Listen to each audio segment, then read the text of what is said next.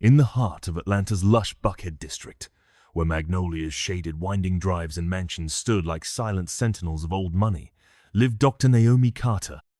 She was a self-made billionaire, a tech visionary whose AI company had revolutionized healthcare diagnostics. Her home, a modern marvel of glass and steel, was filled with art, laughter, and the quiet hum of possibility. But for all her success, Naomi was known for her humility and her keen eye for detail traits that had served her well in business and in life. Every morning, before the city's pulse quickened, Naomi would rise early to meditate in her rooftop garden. It was during these dawn rituals that she first noticed something unusual. The house was always spotless, the air tinged with the scent of fresh coffee, and the garden's paths swept clean of last night's storm. She'd hired a new housekeeper, a quiet, pale-skinned man named Thomas Whitaker, just a few months prior. He was efficient, polite, and almost invisible in his discretion.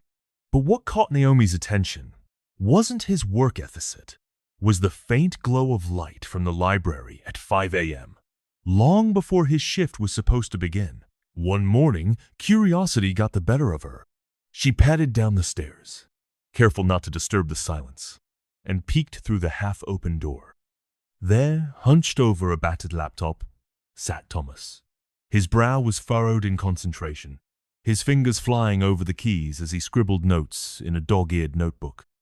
Stacks of textbooks, physics, philosophy, advanced mathematics were piled around him like a fortress. Naomi watched as he paused, closed his eyes, and recited something under his breath, as if committing it to memory. She retreated quietly, her mind racing.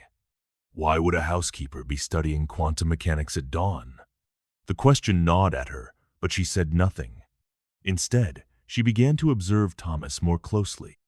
He was meticulous in his duties, never late, never complaining, always respectful.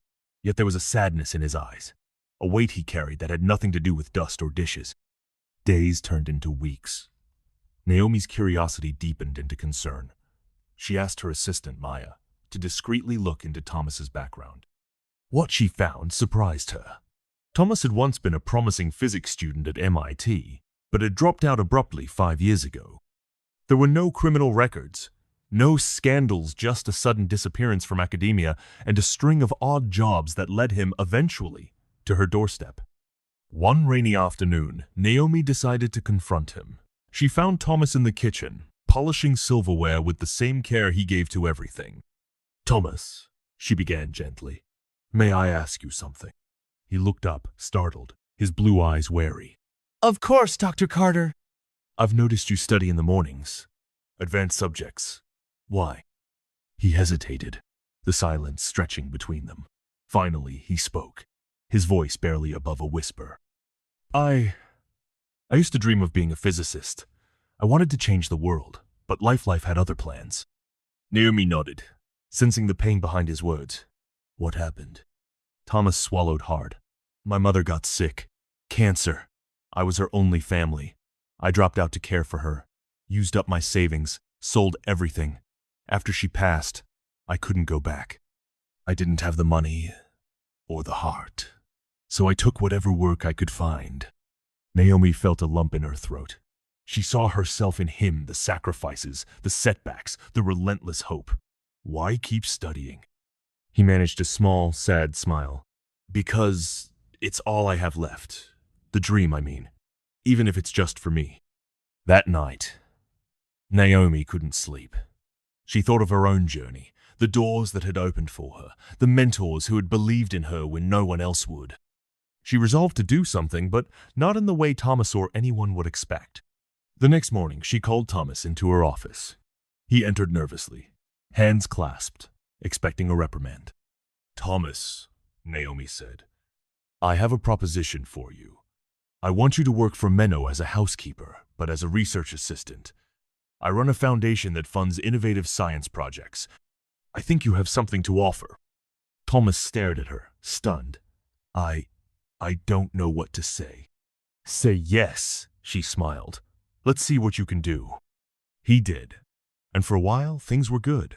Thomas threw himself into the work, devouring research papers, designing experiments, collaborating with Naomi's team. His old spark returned, and with it, a quiet confidence. Naomi watched with pride as he presented his first paper at a conference, his name alongside hers. But life, as always, had more twists in store. One evening, as Thomas was leaving the lab, he was approached by a stranger, a gaunt man in a tailored suit, with eyes like cold steel. "Mr. Whitaker," the man said, "I represent a group interested in your work. We believe your research has applications beyond what Dr. Carter envisions." Thomas recoiled. "I'm not interested." The man smiled thinly. "Everyone has a price, or a weakness." Thomas tried to ignore him, but the encounters continued. Anonymous emails, veiled threats, offers of money and prestige. Someone wanted his research badly. He confided in Naomi, who tightened security and urged him to be careful. Then, one night, the lab was broken into. Files were stolen, computers wiped. The police found no fingerprints, no clues. Naomi's team was shaken, but Thomas was devastated. He blamed himself, convinced he'd brought danger to the very people who had given him a second chance. Naomi refused to let him quit. "This is what they want," she told him. "For you to give up, for us to be afraid, but we're stronger than that." Together, they rebuilt. The team rallied around Thomas, and Naomi used her connections to track the stolen data. The trail led to a rival tech company, one with a history of corporate espionage. Naomi confronted the CEO, a smug, silver-haired man named Richard Langley, at a gala. "You stole from me," she said quietly, her voice icy. Langley smirked. "Prove it." Naomi smiled. "I already have." She handed him a folder evidence of the theft, gathered by her private investigators. "You have 24 hours to return everything and issue a public apology, or I go to the press and the police." Langley's face paled. The next day, the files were returned, the apology issued. Naomi's reputation soared, and Thomas's research was safe. But the ordeal had changed Thomas. He realized that his work mattered not just to him, but to the world. He became more outspoken, more driven. He started mentoring young scientists from disadvantaged backgrounds, determined to pay forward the kindness Naomi had shown him. Years passed. Thomas's research led to breakthroughs in renewable energy, earning him international acclaim. He and Naomi became partners, not just in science, but in life. Their story of a black woman billionaire and a white male housekeeper who became a world-changing scientist captured the imagination of millions. At a ceremony honoring their achievements, Thomas stood before a crowd of students, journalists, and dignitaries. He looked at Naomi, then at the audience. "I stand here today because someone saw past my circumstances and believed in my potential. Dr. Carter didn't just give me a job, she gave me back my dream. And that's what I want for all of you. To believe that no matter where you start, your story isn't over. The world needs your ideas, your passion, your hope." The applause was thunderous. Naomi smiled, tears in her eyes.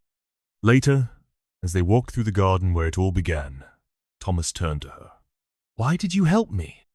Naomi laughed softly.